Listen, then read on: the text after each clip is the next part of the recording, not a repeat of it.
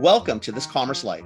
We are an unscripted podcast dedicated to small businesses and entrepreneurs in the retail and consumer packaged goods space in Canada and the United States. I'm Phil Chang, co-host and co-founder. And I'm Kenny Benucci, co-host and co-founder of This Commerce Life. Our love is the journey to retail, and our passion is sharing that with you every week.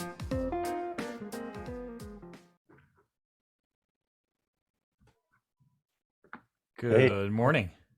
Morning. How are you? Good. Andrew, nice to meet you. Nice to meet you too. Do you want me to be on camera? Doesn't matter. It's your call. Whatever you like. Okay, cool. Let me just... Yeah. I like to see people. How's that? We're primarily an audio podcast, but we just like to see people. That's all. But we don't like to be recorded and put out there. Yeah, we do like to see each other. Yeah. That's all. There you go. Oh man. How are you, Andrew? Hey, sorry, I had to switch headphones. My other headphones. That's okay. All good, man. It's no big deal. No big deal. Yeah. It's all good, man. No big deal. I want to apologize for our previous meeting. You know, I'm usually like never late for anything, and pride myself on that. But obviously, I couldn't hold up to it, so I apologize. Listen, What was the last meeting? I really meant it. Like we are, we've kind of been retailers, we've been brand guys. Now we run our own businesses. So like when you got a lot of going on, you just got a lot. You missed it. Did you miss the last one, right? Yeah. Yeah. Oh, I was devastated. Devastated. Yeah, I could tell by how well you I still haven't recovered. Clearly, I'm the only one who was devastated. Apparently. You know what probably happened? Because this happened to us before, because sometimes people forget. There's so much shit going on. And then Phil and I usually talk to her 15, 20 minutes and then look at each other and think, I guess we're on our own, right? Yeah. You want to talk? Nah, we talked all day. Yeah, okay, I'll talk to you tomorrow. Yeah. Okay. Yeah. All right, cool. I can tell we're gonna have a lot of fun. That's all good, man. Don't. No, it's all good. It's all good. We right, No. Thank you for coming on. We it's funny because when I saw you at CHFA, I knew the brand right away. Like my daughter has the high protein ones, the yellow buttermilk. The waves, the buttermilk or protein pancake. So and buttermilk, and so she has that in the kitchen all the time, right? So literally I walked by and went, oh, I know that brand, right? We gotta get them on, right? So it's awesome that you can get on here. We appreciate it. Yeah, well, I just put my phone on Do Not Disturb. I'm all awesome. in. Let's do it. Awesome. You're ready, man. You're gonna crush it. So we're pretty unscripted. We are not pretty unscripted. We're totally unscripted. We're extremely unscripted. We're completely unprepared. Yeah, Perfect. no. I mean, so as an intro, probably the lightweight or the only intro you get on the show really is we've got Andrew Maida with us. He runs Flourish Pancakes. You've already heard that my daughter loves this, so I'll be able to go upstairs later and say, so cool. I had the pancake guy on. She'll be stoked about it. I'm not the pancake guy. The pancake guy. The pancake. It's very underwhelming. I know, right? Yeah, that's super exciting. But we've got Andrew on. We'd love to hear, kind of your journey, how you got to where you are. You've clearly got a pretty amazing product out there now too. So we'd love to hear kind of how you got to, what your background is and how you got to where you are. Yeah, sure. Well, I think we have enough time for me to give you the long version. So, going back from before I started Flourish, I had kind of it all started with a choice I had to make around like 18, 19 years old. I come from like an Italian immigrant, first, second generation family. So obviously everybody in my family's in construction. And, my dad was one of those guys who was in construction. He had a construction company, and I'm his youngest son. So my whole life, my job was become a tax lawyer, become a doctor, or run my construction company. And I always liked school. I thought school was like pretty easy, but I was always really bored. I was a class clown. And so I didn't think I was going to make it to like another 8 years of university. And I thought construction was cool because I had a nice life, and I was like, oh, I can continue having a nice life forever. All I got to do is just work for Pops, right? And when I started actually working in his business, I realized how much I hated working construction. And I make a joke sometimes. I'm like, I turned to my dad and I said, like, these hands get manicures. They don't hold a shovel. That conversation didn't actually happen, but it was something like that. Like you would have said that. Yeah, right. Yeah. So it was something like that. And he was like, well, you got to like figure it out, because like that's your last chance and it's gone. So I'm like, okay, what do I want to do? Do I want to start a business, or do I want to just get a job like any other 18, 19-year-old and, work at the grocery store for a little while? And I decided that I wanted to start an e-commerce business. I really liked sales. I really liked talking to people. I felt like e-com was, it was drop shipping in particular at the time. I felt like e-com was kind of like me selling at scale. I had no experience running Facebook ads. So over the next 3 or 4 years, I ran about 24 e-commerce drop shipping stores. And some of those stores would eventually house product in the States, like branded product. I would use a 3PL and try to like solve for the, 45 days from overseas shipping problem that everybody has with drop shipping. And that was kind of just like my head first dive into e-com. And I realized like I really, really loved selling at scale. I really liked the efficiency of e-commerce advertising. Back then you could like pay an influencer $200 with 2 million followers and make like 30 grand. It's like, oh, this is the easiest thing in the world. I'm going to do this forever. I'm going to start an innovation lab of e-commerce companies.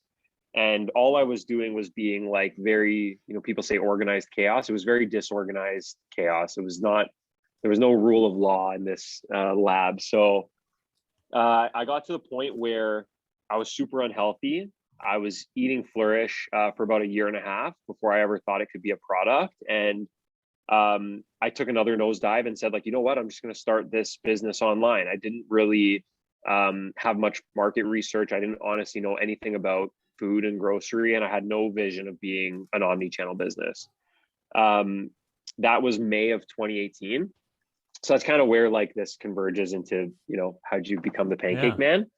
So that was May of 2018. We had like a massive e-commerce launch. 7,000 people signed up in Canada to buy our product before it launched. Wow. And I was like, oh, wow, we're really onto something here. 3 months later, I got a call from Arlene Dickinson of District Ventures Capital, the Dragon's Den lady, as people like to say. She's much, much more than that. But one of her reps gave me a call and said, we want to invite you to apply to this accelerator for food companies. So I applied there, got accepted. A few months later, I took my first investment from Arlene. We were about like 6 or 8 months into business. And fast forwarding, we became the first company of 40 companies to go through her accelerator to get follow-up capital. So she really believed in what we were doing. We were making a lot of early traction. And one of her pieces of advice was, if you want to be a sustainable business in Canada and food, you should be omni-channel. So that just gave me like another thing to just go all in on. And I was like, fine, I'm going to get every store. And I remember early days, there was like 2 things I wanted to tattoo on my forehead, like these 2 vanity metrics. Like one was I raised venture capital. I thought that was like the coolest thing in the world. And the other one was like, I have 50 stores. I have 200 stores. Like I remember meeting guys with 200 stores and thinking like, oh my God, they're like doing so much better than me. I need more stores. And I slowly learned the lessons about velocity and things like that. But jumping ahead to today, the team has built, along with the support of like the advisors and shareholders, Canada's #1 fastest growing pancake mix brand, one of the fastest growing brands in all of breakfast, and in a few stores across Canada, soon to be, if we keep doing great work, soon to be all stores across Canada. We're surpassing Aunt Jemima in dollar sales. So going from being like a new entrant to being like usurping a 120-year-old market leader in 3 years. So really proud of all the hard work we've done. It's been like super crazy. I just basically am guessing every day and trying my best to make the right decisions, and using that e-commerce background in a way that no other food companies are doing to try to grow the business more quickly. So that's me and that's us. We're one and the same. That's our 7-year history ish, 10-year history now. Shoot, I'm 27. It's been 9 years. Wow. You're 27. You're Good Lord. super young. Jeez, That's crazy. You're older than my daughter. My back doesn't feel super young. It's like that. My back and my knees and my shoulders are like 65. Yeah. Just, you know what the trick is? Like on that one, just make sure you look after yourself in your 30s. Yeah. Because everyone, like, you can do whatever you want in your 20s, but if you don't look after yourself in your 30s, the day you turn 40, it all goes to shit. Yeah, I feel like I heard that when I was younger. Yeah. Like, make sure you look once you're 25. Make sure everyone wants to just push the. You want to push the right? bar. You want to be that guy. Yeah. Right? And you go crazy, and then you pay for it. Yeah, I went crazy and in my that's kind 20s, of every but entrepreneur's dream, right? Is like that whole I'm going to work super, super hard now, and I'm going to be able to maybe relax later. And then some of them realize that like no matter what you've done, there's no relaxing later. You just start some other business or work on just do some something other else. thing. That's not built into usually an entrepreneur anyway, right? That's a DNA thing, right? That's a whole different issue. Yeah. That's why. Well, I know some guys who are actually, like a advisor of mine, and he sold a massive company with his partner, took it public, reprivatized it, took it public again, like traditional, like capital market maneuvers to make everybody wealthy, but like having a really good product at the same time. And he was telling me like after the first time we went public, my ex-partner, I guess at the time, has been on a yacht ever since. And he's like, I'm having this conversation with him like in his office of his like 5th current venture. And he's like, look around, I'm still here. And he's like, I'm going to be here. And he's probably like 52 now.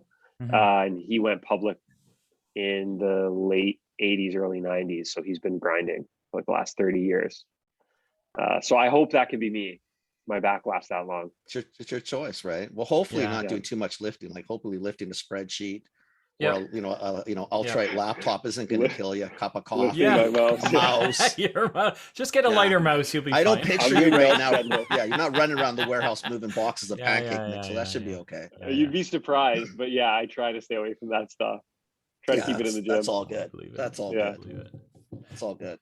So let's go back a little. Why the pancakes? Like why the flourish mix and then like how did you land on this, right? Like because you went e-com, like his drop shipping takes you 18 ways to Sunday, right? Like you could go from like bike helmets to you can go to anything. Mm-hmm. Yeah. We sold everything. Right? We sold everything. We had a really big bath bomb store, legging store. We had a phone case store that LeBron James had our phone case and he posted it in a picture. We've had a lot those of flops spinners for a little litter. while. Kitty litter. I had like a scooper where like you'd scoop the litter and you'd lift it up and then there was like a garbage bag already on the bottom. That's hilarious. So like the poop would fall in and you wouldn't have to tie a bag. I think that one, the product was helping me. And like, man, I had the worst diet. Like I love sweets. I've always had a sweet tooth. I'm the youngest of 3. So like my mom always babied me. I was allowed to have whatever I wanted. I want chocolate for dinner, like I could have it, so I ate McDonald's, Tim Hortons, all that kind of crap. And I was like, if this healthy product is good for me, anybody in the world will like it. And I've never cooked a meal in my life. So if I can make this, like anybody can make this. And that's kind of why I felt like it was a good product. And I really just sort of went with my gut and launched it. And when it launched, we realized, maybe not even then, but like more so now we're realizing what we've built, and it's not a pancake mix, right? It's actually a utility product. And I think that a lot of the products that I had before that were successful in drop shipping were always utility, like the gimmicky stuff, like the phone cases. Those are things, they're one-offs. You could run big sales, you could like do some influencer stuff and it works. But when when it solves a problem for people, like that's that classic, like I want to start a business, I need to solve a problem. Like that actually really has a lot of merit. So like the kitty litter was a great product because people hated touching cat poop and, so with Flourish, the reason we sell so much more than a traditional pancake mix company is because we're not a pancake mix. People buy our product because they have to buy our product, because they don't want, they want 23 grams of protein and the other nutritional values that we offer, but they're stuck drinking protein shakes. And then there's some other like healthier pancake mixes, but if you give me two options, like make a protein shake in 2 minutes or make your pancake mix in 2 minutes, but not get as much nutritional value, there's no real reason for me to like switch to your product and eat it every single day. Right. Whereas Flourish can compete with the protein shake. Sorry, I'm losing my words this morning. Okay. Can compete with the protein shake. So people can have my product 6 days a week. And they eat it because it's serving a purpose for them, and then it tastes good, and we stand by, you know, what we sell. So funny like piece of data is I will sell in a grocery store about 6 units to any individual customer per year. It's the highest repeat purchase rate of any pancake mix product in the pancake mix category. Every single person in the world buys Aunt Jemima. Like everybody buys Aunt Jemima once a year and leaves it in the back of their cabinet. Pantry, so you have a $60 Flourish customer and you have a $2.99 once a year Aunt Jemima customer. So they still have like 20 times more customers than me purchasing once per year, but we can sell the same dollar sales because it's a premium product that people buy more often, right? So it's just like a different consumption trend. Highly efficient for retailers. Highly efficient for retailers. Very efficient for like retailers. Every buyer loves it, right? Like that's the a buyer's is dream, amazing. right? Yeah. Buyers love that stuff. Absolutely. And you know, there's a lot of conversations about like, well, mom only has $100 to go grocery shopping, and if she spends $8 more on pancake mix, then you know, she's going to spend $8 less somewhere else. And our argument is like, if we can get them purchasing more health and wellness products, they're going to feel fuller longer. They're going to need to buy less, but they're buying more higher margin products for you, Mr. Retailer, but B, they're buying better products for themselves. So don't bring Chips Ahoy and Lay's chips into the equation with me, right? Like, I don't want to hear, oh, they're not going to buy Lay's chips. Like, I don't care. Who cares? I hope they never buy Lay's chips, right? Right.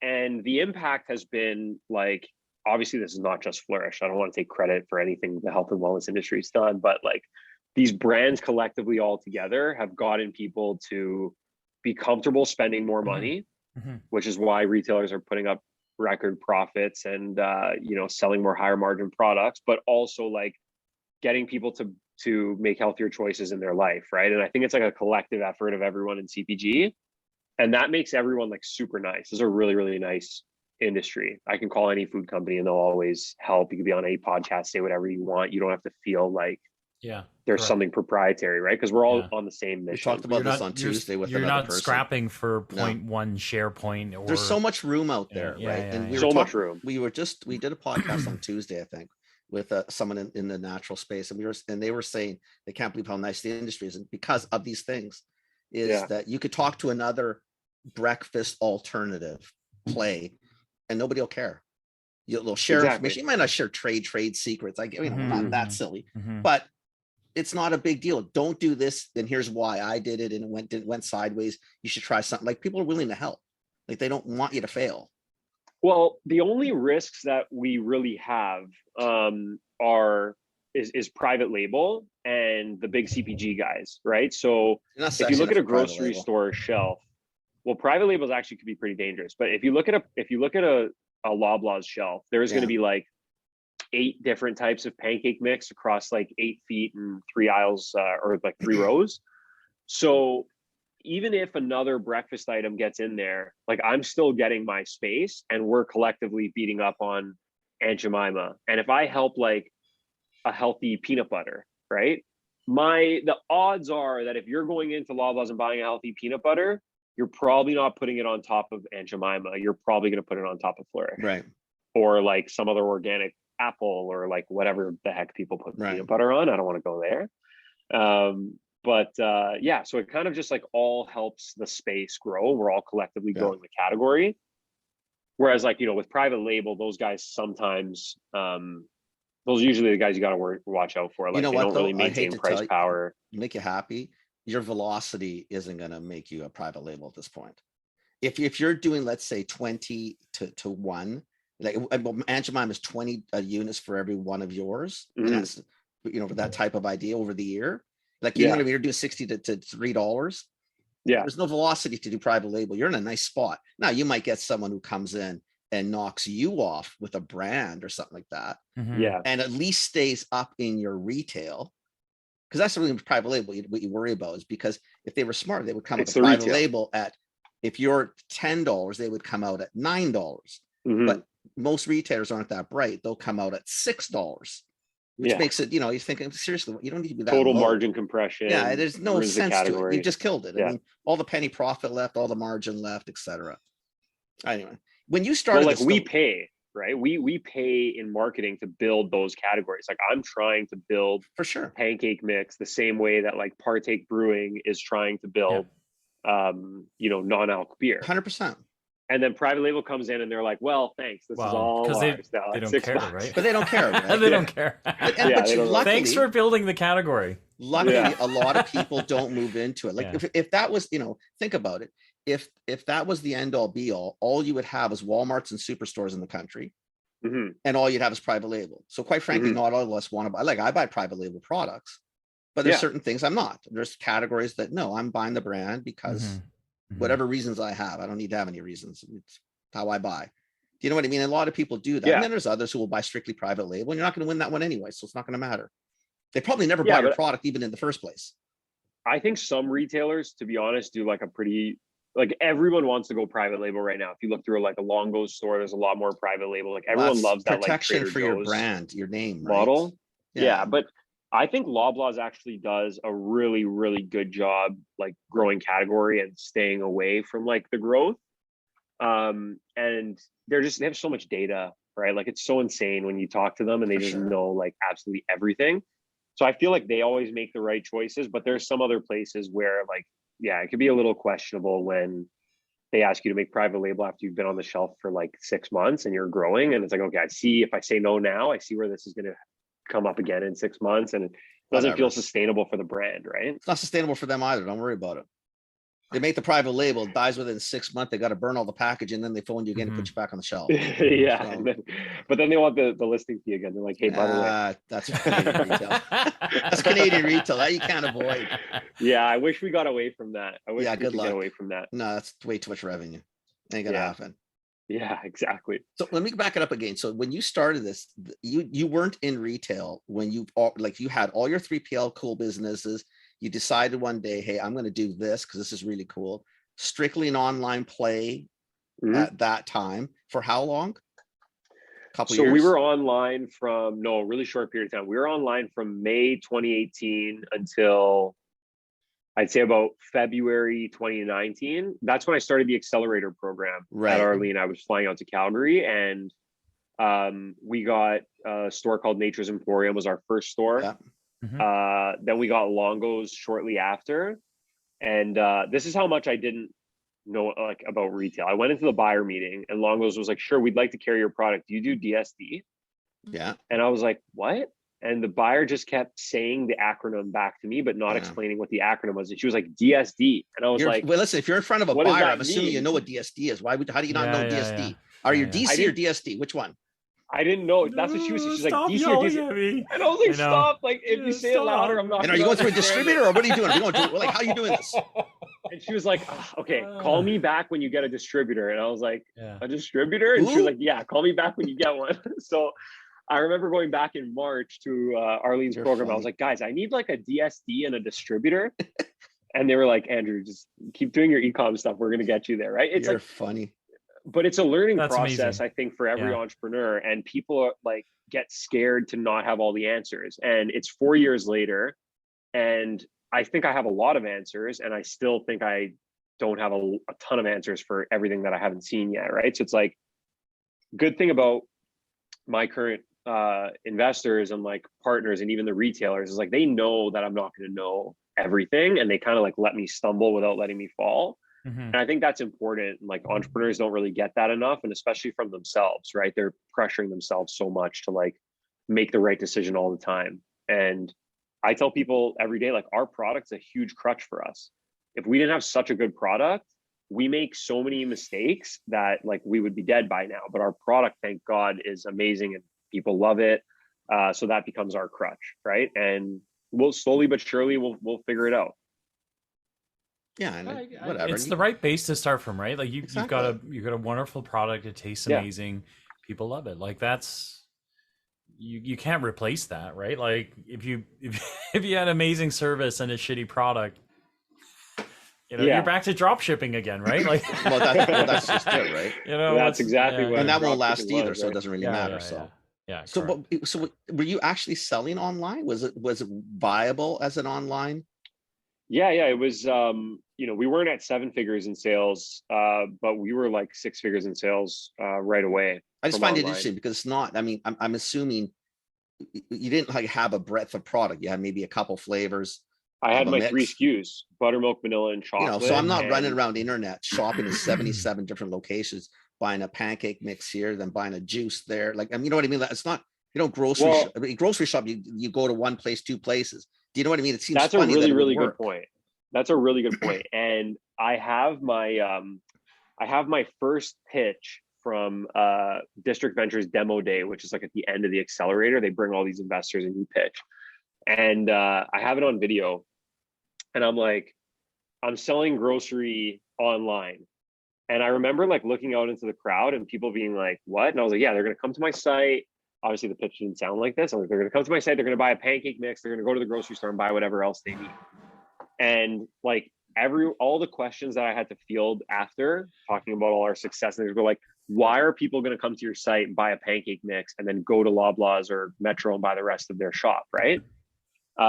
So we had to be like really, really efficient with our marketing, and we had to prove that we had a really good offer, or else, you know, nobody was going to buy online. But it was clear that there was something that like people needed and they were willing to just purchase it online.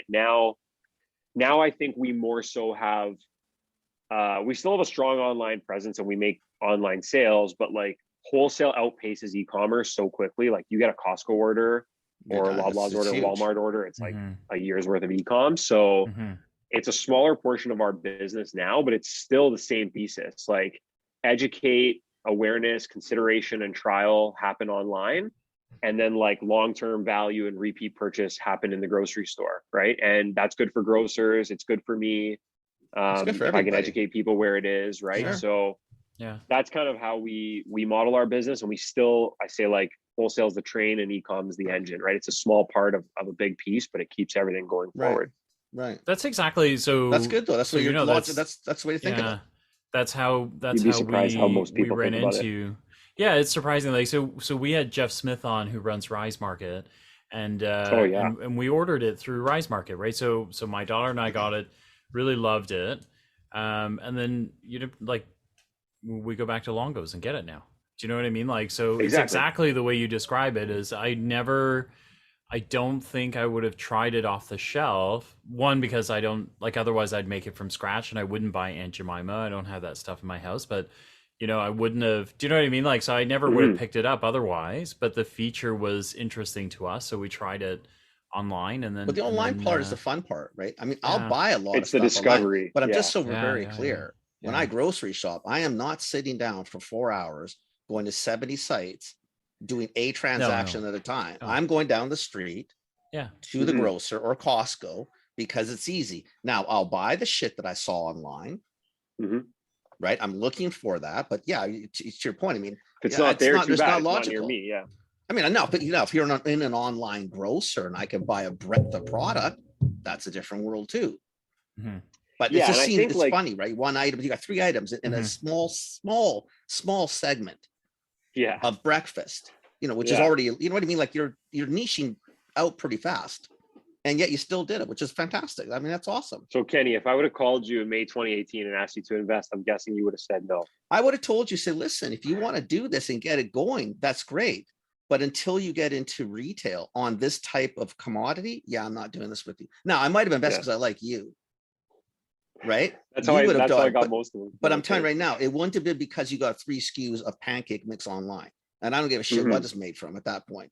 Because I'd be thinking, buddy, yes, you will get some sales, and it's a great way to market. But I'm sorry, I hate to tell you, I'm not shopping 75 baskets. I'm not doing Yeah, it. and in Canada, like that is a standard thought process, and I think that it's so amazing how much it's changed in 4 years. Like when I Now it's told different. people, Yeah. now it's honestly not totally there. I think COVID, No. everyone says like accelerated that whole movement, but Let's pull it back I a little remember bit. like 4 years ago looking out into a crowd and thinking like all these people think I'm an idiot.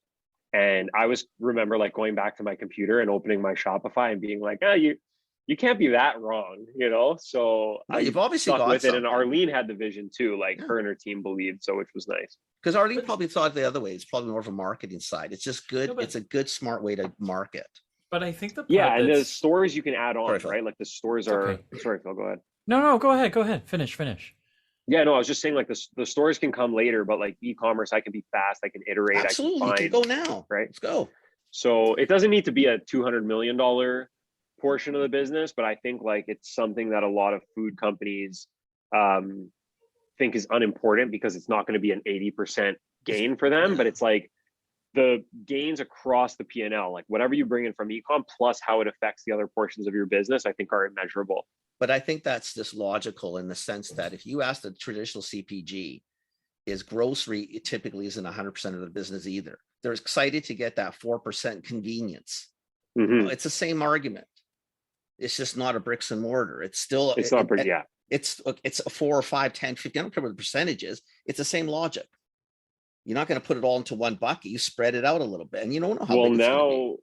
Now we'll see, I guess, over the next 4 years, how it's going to transform even more, right? Like I know every major grocer obviously has delivery and they're all putting more money into having less people in the store, less items in the store, and more items online, right? And like even trialing, you know, you don't just jump into Walmart anymore. You start on walmart.com. If you're good on walmart.com, maybe you get a spot on the shelf. Right. Whereas before it was the opposite. Right. Yeah. I think what I was going to say that it isn't obvious either, and I did it too, right? As I called you the pancake guy right off the get-go. But in fact, pancake is the delivery mechanism for the protein portion of what you do. Yeah. Do you know what I mean? Right. Like, so the other way to think of this is in 2018.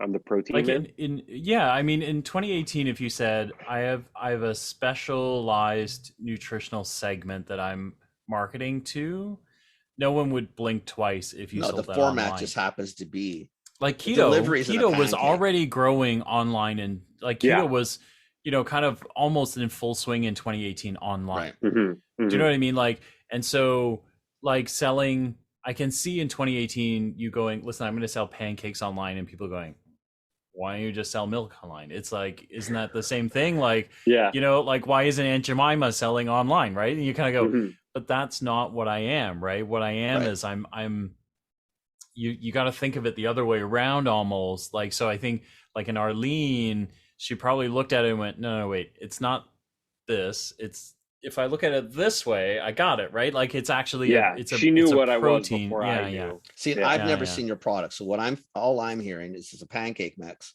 that has some protein. Do you know what I mean? So basically, as soon as you get pancake mix in your head, and then you said Aunt Jemima, you're going down a path. Now, Then if you told me that, you know, listen, you know what? What's your protein base? 23 grams of whey protein. And then we have a plant-based, and then we have but if we start going down, so basically our root, our base changes. We are a protein supplement. Yeah. We just have a really cool format for those of you who cannot stand shaking a glass and mixing and all the problems with that. Who'd rather sit down and eat and watch TV. Like eating, we have a really cool alternative for you for your breakfast time start.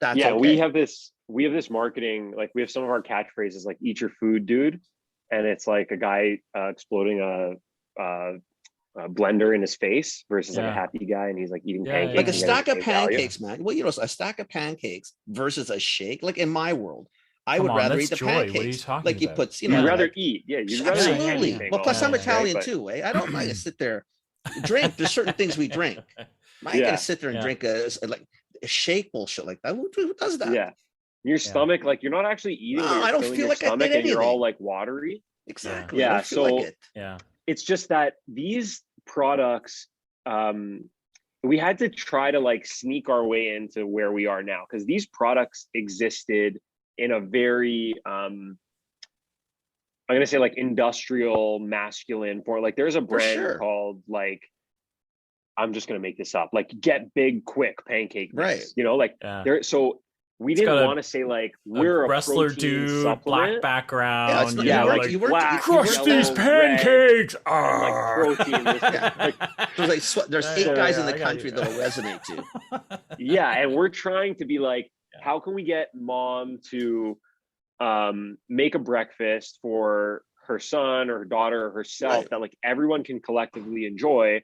You know, maybe the parents are actually the ones who want to eat healthier, and they're trying to like sneak this nutritional value into their kids' diet, right? So we were like, well, we're just a pancake mix, like we're nice, friendly, colorful, and then it's like we do all this for you. That's why for us we had to like begin educating online, and we tell retailers 80% of the people who are buying in store are our online customers. They're coming because they're educated. Right. If you look at my package, you know, the packaging I think needs some work. It's very bright and stands out on shelf, but it's not that standard, you know, picture of pancakes, syrup, kind of, it's just very, it's actually more proteiny, if you will. Yeah. Right? Like if It's you were more in of- a GNC or one of these guys, it would fit right in, if you will. You know? Yeah. So when I used to buy the category, you were always looking for an alternative outside of just a tub or an envelope. Which is what protein, that was it. That was it. There's your options. And then you had bars and stuff. They were loaded with a bunch of shit typically, or they tasted like fucking chalk and sawdust. Like it'd be like one of the construction site getting the old man to do something. Like it'd be just horrific, right? It's that kind of texture and flavor. So now, see, if we had this discussion in 2018, I probably still wouldn't have bought in, but I would have bet on you because now it makes more sense, right? It's a different. That's a win for my ego. Right. I appreciate that at least. Okay. They help each other out. Hey, you got to take them where you can get them, you know? Hey, listen, man, when someone says, I'm with you, I just take them and run, right? Because exactly. They don't come often. They don't come. See, I had a whole different pitch. When you said you're working with the old man in construction, I'm thinking, I know why you quit. After the 17th hammer that's flying through the air, where you're getting yelled at because you don't know what a Phillips versus a Robertson, or the 2x6 is not a 2x6. Like, you're thinking, I can't do this abuse for 50 years. I can't do it. Yeah, exactly. First, you're scaring me. It's worse than being at home, and mom's not here to protect me. Yeah, I can't say mom. I just got mom. Like, yeah, that can happen. Well, the first 18 years, all I had to do was sit on a paint can and watch his workers work. And then it was like year 18 in one day, and I was like, I had a hammer in my hand. I'm like, what's happening here? Like, what am I supposed to do with this? Do I do this? Is this for this? Yeah. I got it. You caught me. Yeah, I got it. This is amazing. So what next? Like, where do you go from here? Like, what do you? Because you're in a lot of. You've got distribution going. You've got new across the country going. Yeah. Every store across the country. So all the major grocers, all the big 4 or 5, whatever we have 5 grocers pretty much in the country. Like all of them are. Yeah, that's awesome. So everywhere, about 60 to 80. It's hard to quantify the natural chains, but about 60 to 80% of the natural chains, over 80% distribution with every major retailer. So we're in, like, you know, we might not be in their Muskoka store or doesn't matter, but you're in, like, you're in Sabon, doesn't have to be all 180. You're in Sabon. We're in the ones that they sell in, like most of them we have full distribution where they're moving like 90% of their volume. Right. And then we don't really have much drug. So, you know, I think Shoppers and Rexall are still like an opportunity for us. And then we have Club on the east, and we don't have Club on the west. So those are kind of like where our gaps are. And then we have about 1,000 stores in the States, mainly focused on Texas, New York, and California. And what chains? So Texas would be like the best example of our strategy actually working there. So our strategy is marquee retailers who are like, you know, HEB? 10, 15, 20 HEB. Stores. So that'd be Central Market, actually. Well, Central Market, and then that's a good one. Yeah. We'd move up into regional after we become the best-selling SKU in our like marquees.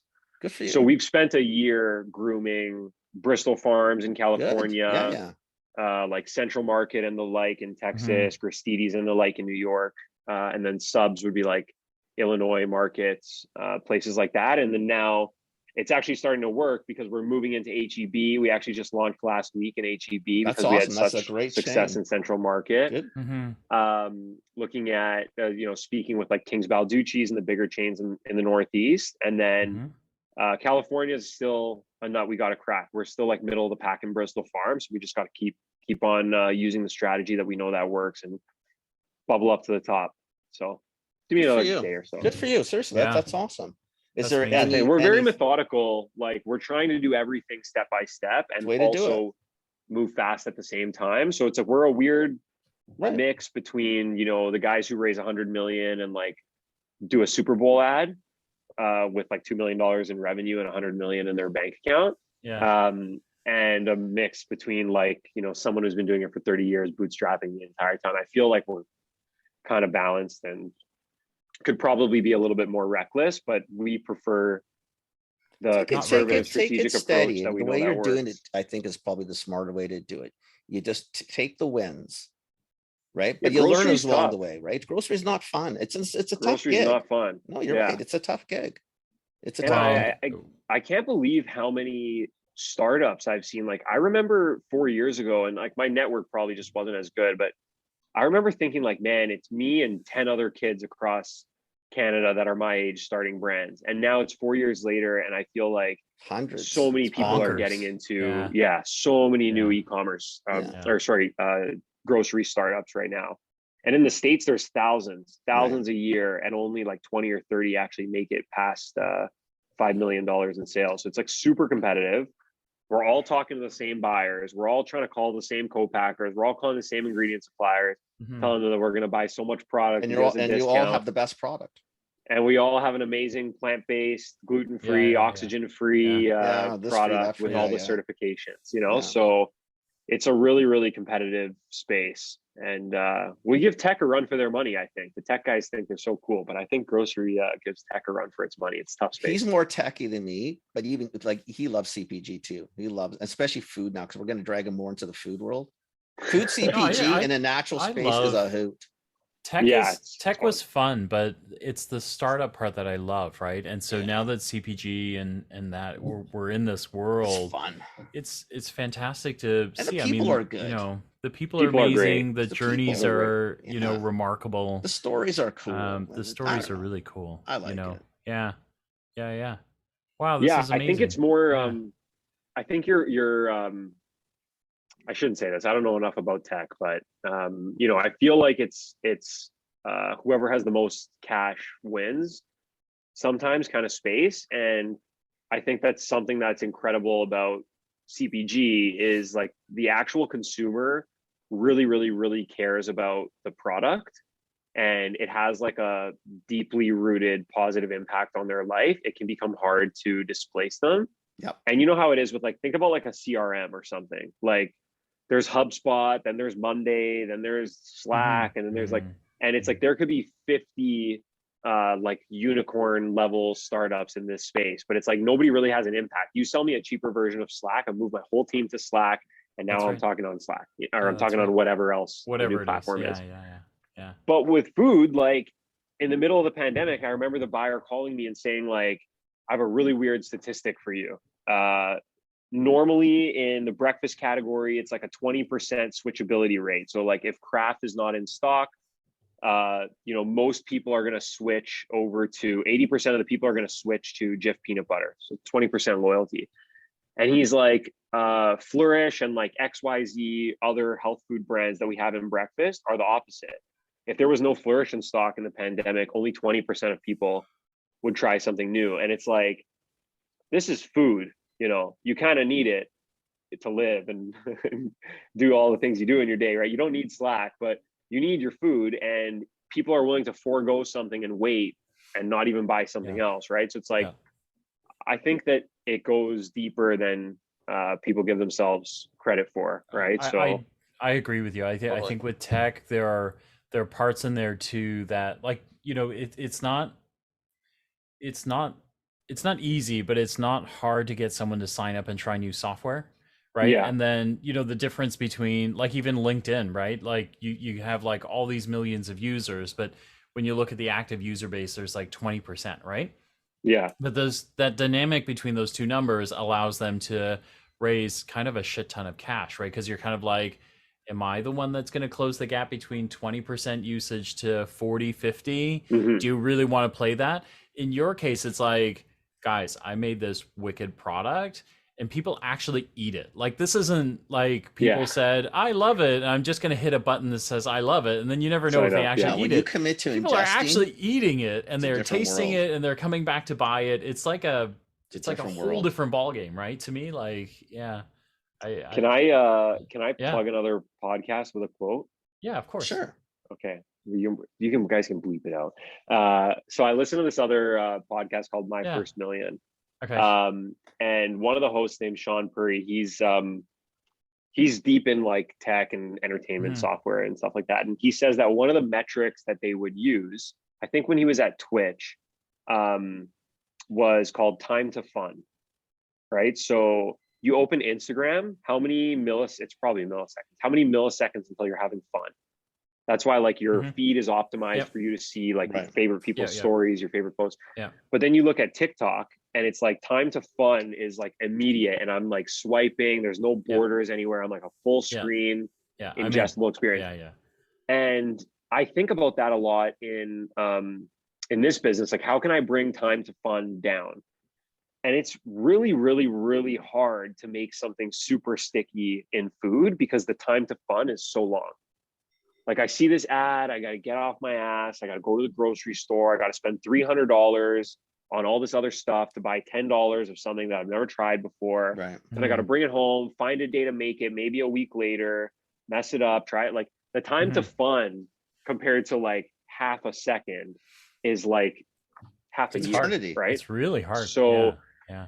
I know it's not really like a tech versus CPG argument statistic, but I just thought that was something that was so cool. Like, that people are like, these guys are actually sitting there thinking like, what's your time to fun? Like, my time to fun on LinkedIn is only when I have notifications, right? I only go on LinkedIn when I get notifications. I'm like, oh, who viewed my profile? Right. Let's see. Did an investor, is it Kellogg's? Are they, please be Someone Kellogg's? want to buy me? Shit.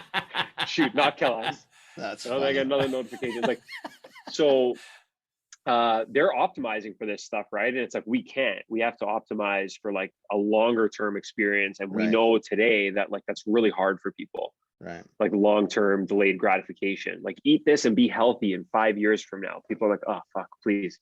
Yeah, it's too long. There's no concept, maybe, right? It's really long. There's no Can concept. I just watch of that. something online and just be happy and move on? Like, just be healthy. Yeah. Like, let me just go back to scrolling, or it's so much like, easier, just sell me this in a pill and call me back. But that's why. Why food is see. That's why I like it more than the other side, because the other side is so fickle and so it's so immediate. We love it for a minute and then we're gone. If you really enjoy something you've ingested, or you believe in it, whether go back into a vitamin, it takes months before it does anything. But if you believe it and you really feel it, you've got that person now. Like, I think that's the beauty of it. That's the fun of it, is once you have something really good, you've got somebody. So my question for you after this would be, so you got 3 SKUs of pancake. What's next now? Are you going to expand into other pockets? Or are you just going to stay in the space? Or are you going to go do something new? No trade secrets, though. No, I don't know something you're interested in.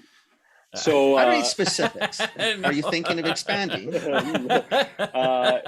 Short answer, yes. 30,000 foot view is, we say that first of all, we're not a pancake mix company. We are a breakfast and portable breakfast company.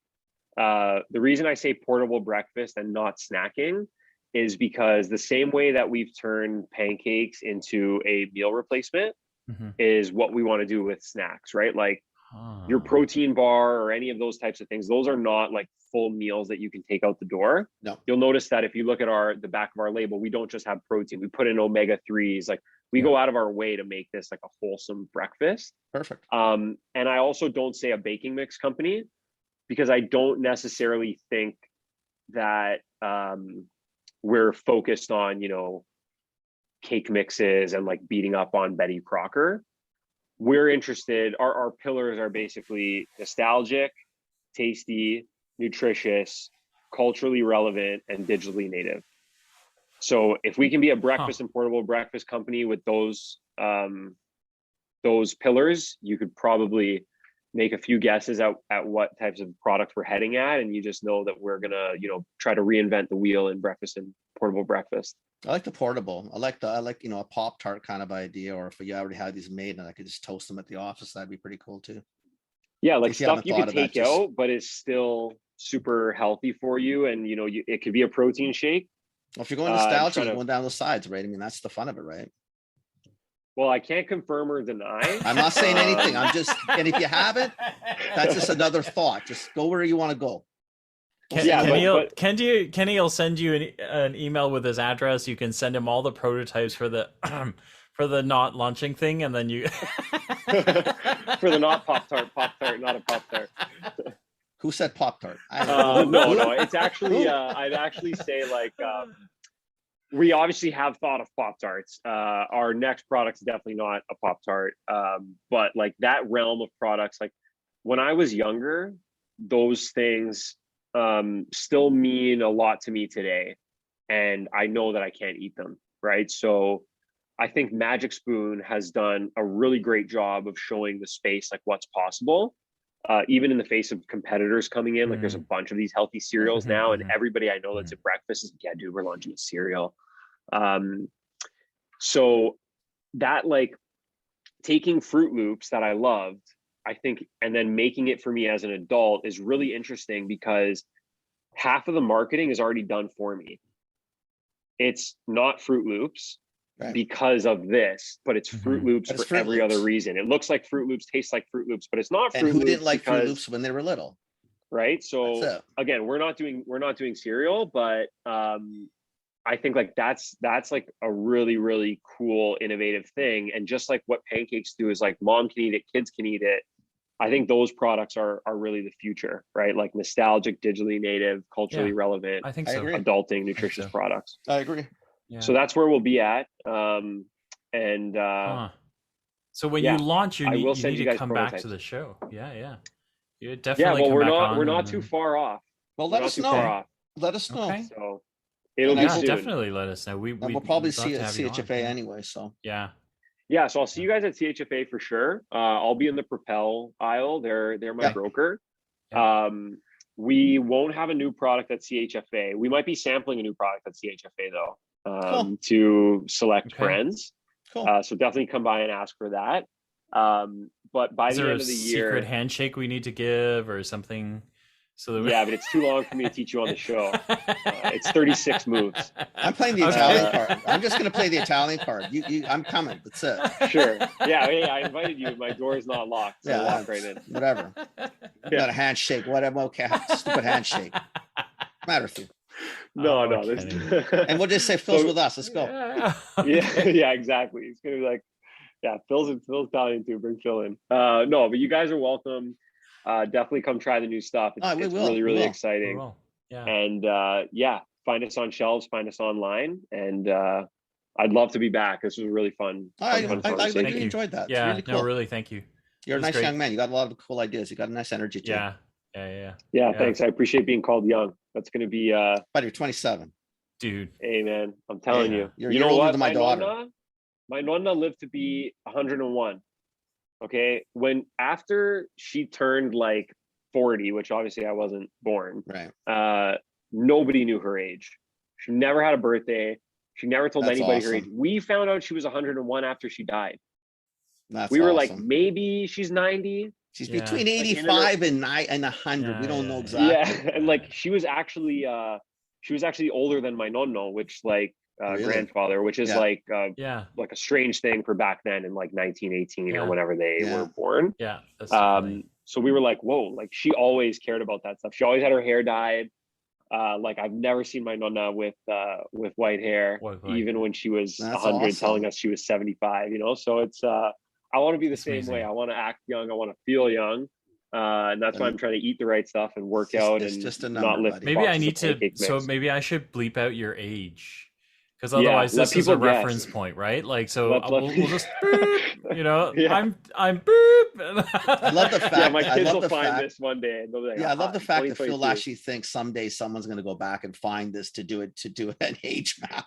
Hey, we did it. My mom did it on Ancestry, so people will. People will do it. Oh, Listen, Bleep when it he out, please. sells, when Kellogg's actually comes knocking, you know, like all these articles will come Oh, you got to out, bleep them out too. and Gotta then bleep the we'll name bleep out. When all of beep them comes. out. So then, you That's know, like awesome. nobody will know besides the two of us. Yeah. Just Hey. saying. It'll be the opposite. He'll be buying Kellogg's. He'll be Yeah, buying. and bleep. again, nobody will know besides the two of us. So. But Yeah. we'll take a. Well, you know what we can do? It'd actually be funny. If we do bleep out some of the parts of this episode, we can take a picture with the new product at the CHFA, and we can also totally blur it out. And it's like the trend continues. I'm leaving that to you guys. You guys, that's the techie shit that I don't do. Whatever you guys want to do. Okay, cool. I So just we'll go for the figure it out. ride. I love it. That's Okay, let's do it. amazing. I got Let's to do eat it. breakfast. Now I'm hungry. You got Okay. me all hungry. I haven't even had a cup of coffee I'm yet. gonna go make pancakes. Is what I'm gonna Yeah, do. guys, send the address. I will send over some product, and also when I go on a pod, I like to say if anybody wants to ask me any other questions, Andrew at flourishpancakes.com. I'm not trying to hide from you unless you're a marketing agency or a collections We were agency. going to ask you that anyway. Usually we ask people if someone wants to get a hold of you, like someone wants to learn something or says, hey, would you mind 2 seconds of advice or whatever? We like that. Yeah, too. hit me up. Okay. Totally open to that. But no, seriously, if you're a marketing agency, please. Just don't. I get 40 cold emails a day. Just don't do it. Yeah, we hear you. That's just irritating. We hear you. Trust me. Awesome. Thank Right, you guys. for coming on. Okay, This my is friend. amazing. Thank you for having me. We'll see you Yeah, in a couple thanks. months, I guess. Yeah, we'll see you in a Yeah, couple months. CHFA, and hopefully I'm back soon. Yeah, you Yeah, got it. that'd be awesome. Yeah. All right, Okay. guys, have a good Okay, one. Phil, care. Thanks stick again. around. Thank Andrew, you. thanks, eh? Ciao. Thanks. What a nice. What a young nice young man. man. That was nice. That's good. Yeah. Yeah. I actually want his pancakes now. Now I got no Seriously, pancakes in the some house. Now I'm pancakes. hungry. See, Yeah. Yeah. you know what I got to do? You Now I'm got gonna some go of have that Aunt Jemima. I'm gonna go stuff. have an Eggo. You know the thing is now I want him to make. If he can make me, I like waffle. I don't like a pancake. I like a waffle, but I like the toasty thing. Like I want that portability in that side. So if you could He do was a going waffle there. pancake, I know. Like That's what I waffle want. fits right in. I like that. Waffle, Pop-Tarts, Twinkies. All of those fit in. Yeah, I want the Eggo first because I like those. I like the Oh. little crunchy in the morning. I thought about Twinkies. I was like, man, I love Twinkies. You see, and I went Like, down Pop Tarts and Eggos. That's all I had. In my Yeah, head. no. Probably because you said Pop-Tarts Kellogg's. but Pop-Tarts Yeah. was right up there for me too. As soon Yeah. as he listed out those 4 criteria, I was like, Pop Tarts. oh, When you said Kellogg's before, I'm thinking, oh my god, yeah, that's. Pop-Tarts. I want my and then Eggos Twinkies. in my thing. Pop-Tarts and Twinkies were the 2 things. Like, That's woo, awesome. you know, I haven't thought about Twinkies in forever, but We never had they're Twinkies. good. Fuck, they're so good. I don't even know if I've ever had a Twinkie. I had. You used to have, Really? you know, remember with the ding dongs? Yeah, and they were called I King didn't like Dongs. I them. don't know. I didn't like See, those I like the those chocolate ones. cover ones, I right, or love whatever. those. Those are Yeah, the like best. wagon wheels almost. No, I don't like wagon those. wheels. That's got marshmallow shit in the middle. No. No, ding dongs or whatever. The chocolate with No, the cake Twinkies, in the middle. Twinkies, but I Twinkies can't are- have them. you know why they look too white? Years, so I didn't like the look of them. Yeah, The chocolate was yeah. nicer. Anyway, there you go. Anyway, there you go. Okay, Excellent. I gotta go Thanks for charge up. listening. Thank you very much, Yeah. everybody.